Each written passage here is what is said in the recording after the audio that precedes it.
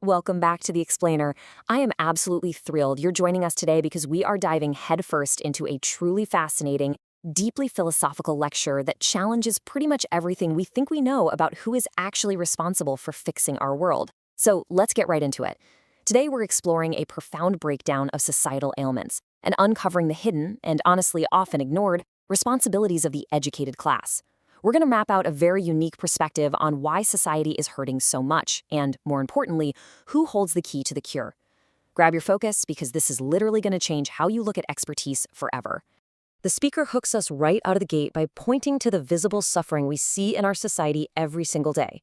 The source material specifically brings up the heartbreaking example of individuals suffering from severe mental illnesses, like schizophrenia, people wandering the streets, struggling immensely, and causing hardship in their communities. We all see this pain, but the lecture highlights a glaring void here. Despite all our incredible modern advancements, no one is really researching the true, underlying root causes of these societal crises. And honestly, that brings us to the central mystery of our explainer today. When families are totally overwhelmed, when communities are stressed to the breaking point, and when the pain is right there in front of us, who is truly responsible for solving this? Is it the government's job? Is it on the hospitals? Well, the speaker offers a highly unique philosophical answer to this question, and we are going to uncover exactly what that is. But first, we really have to look at the limits of our current treatments and why our existing systems are basically hitting a brick wall. The speaker describes our current approach as a totally frustrating dead-end maze. Walk through this with me for a second. When a massive crisis like severe mental illness strikes a home, families desperately try to handle it themselves. When that inevitably falls short, they turn to religious institutions, churches, temples, you name it. Then they look to hospitals and asylums. Some even seek out shamans or spiritual healers as a last resort. Families literally exhaust every possible avenue, yet they hit dead ends. Why? Well, according to the source, it's because these institutions are only managing the surface-level symptoms. They aren't doing the deep digging required to research the root cause. The crucial takeaway here is this stark contrast. On one side, we have our status quo. It's a very mechanical approach to mental and physical health. It relies on hospitals simply to repair patients, putting a Band-Aid on it and sending them back out into the world.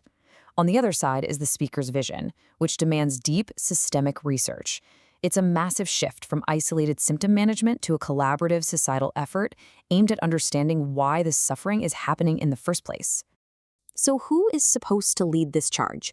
This introduces us to the core concept of the lecture, the true role of society's parents. Let's unpack this metaphor, because the speaker definitely isn't talking about literal mothers and fathers here. Society's parents actually refers to society's intellectual leaders. We are talking about the highly educated professionals, the PhDs, the experts holding the highest possible certifications. The lecture argues that these specific individuals have a fundamental moral duty to heal society.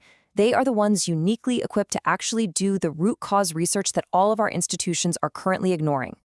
And the reasoning behind this duty is pretty powerful. The speaker emphasizes that intellectuals do not just achieve their success in a vacuum.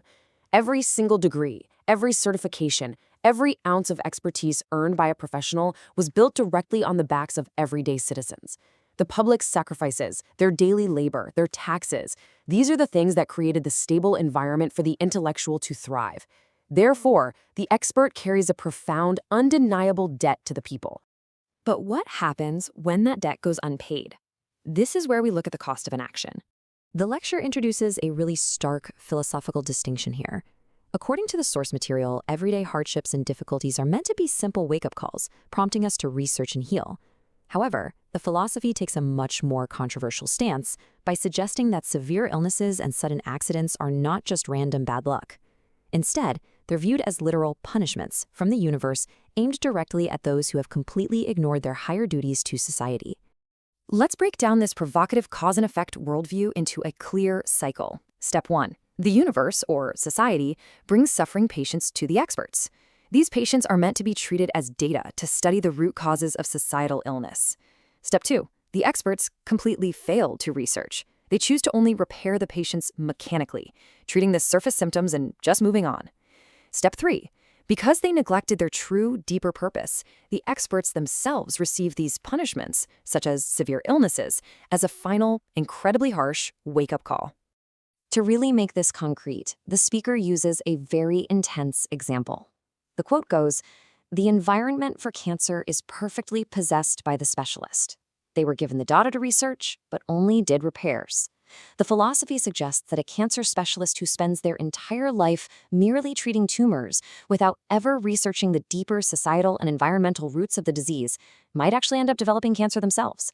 The lecture frames this neutrally as a universal law of cause and effect, basically a painful reminder of unfulfilled duties. So how on earth do we fix this?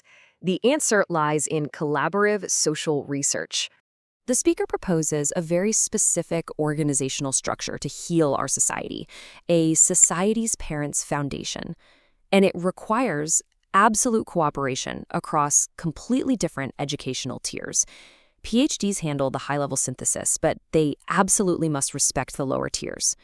People with master's degrees conduct specialized research and collaborate across fields. And those with bachelor degrees or grassroots field workers, they provide the vital, real-world data. Basically, the ego of the academic must be entirely abandoned for this system to work. The absolutely critical point here is that true research requires teamwork, not isolation. The speaker firmly believes that no single academic, no matter how many prestigious degrees they have on their wall, can solve society's deeply rooted problems alone in a laboratory or a university tower. A unified, deeply respectful coalition is seen as the only real path forward to truly heal the ailments we talked about at the very beginning of this explainer. And if we can actually pull this off, the end game is global co-prosperity and true peace. The speaker believes that if society's parents unite, the outcomes are going to be absolutely world-changing. We won't just be treating symptoms anymore. We'll have comprehensive diagnoses of societal ills. This fulfills a massive historical mission of independent thought. Specifically, the source expresses the really optimistic belief that this foundational research will finally allow South Korea to stop imitating other nations, generate real Nobel Peace Prize-worthy solutions, and actually lead the entire world toward true global co-prosperity. But it all hinges on this one final philosophical link. If the intellectuals are miserable, the whole world suffers. The speaker argues that the joy, the active engagement, and the fulfillment of the educated class are directly tied to the well-being of all humanity. If the experts are just grinding through mechanical repairs day in and day out, they are miserable, and society remains in pain. But if they embrace their true research duty, they find joy, and that joy, that's what heals the world. Which brings us to the final thought I want to leave you with today. The lecture ends by turning the mirror directly onto the audience, asking a very blunt question. Do you want to live a joyful life or a painful one? It's a really powerful provocation, isn't it? It asks us to look at our own skills, our own education, and ask ourselves if we are just repairing symptoms in our own lives or if we are actively researching the roots of a better world. Thank you so much for joining me on The Explainer today, and I will see you next time.